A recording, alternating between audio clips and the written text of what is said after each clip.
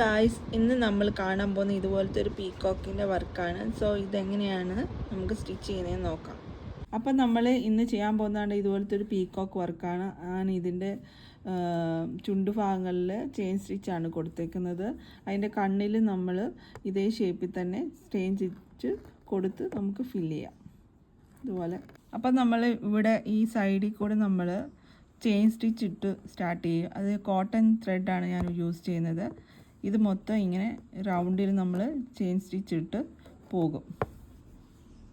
അപ്പോൾ നമ്മൾ ഇതുപോലെ ഈ സൈഡ് റൗണ്ടിൽ ഷേപ്പിൽ നമ്മൾ സ്റ്റിച്ച് ചെയ്ത് വരികയാണ്. ചെയിൻ സ്റ്റിച്ച് ഇട്ട് കൊടുത്ത് ഇങ്ങനെ റൗണ്ടായിട്ട് വരണം. എന്നിട്ട് അപ്പം നമ്മൾ ഓരോ ഭാഗങ്ങളിലും ചെയിൻ സ്റ്റിച്ചാണ്, ഗോൾഡൻ ചെയിൻ സ്റ്റിച്ചാണ് കൊടുക്കുന്നത് കേട്ടോ.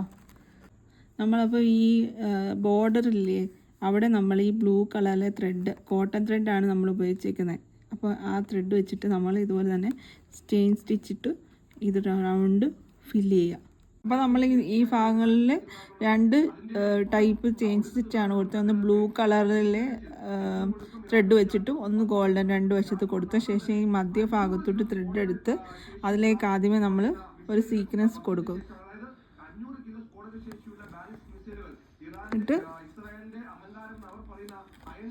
എന്നിട്ട് അടുത്ത് നമ്മളൊരു ഗോൾഡൻ ബോൾസ് ആണ് കൊടുക്കുന്നത്. ചെറിയ ബോൾസ് ആണ്, അടുത്തൊരു ബോൾ കൊടുക്കും.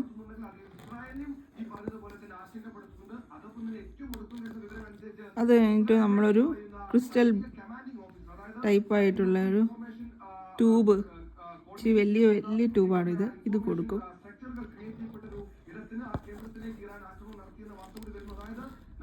ഇതുപോലെ നമ്മൾ ഫില്ല് ചെയ്യും ഓരോ ഭാഗങ്ങളും.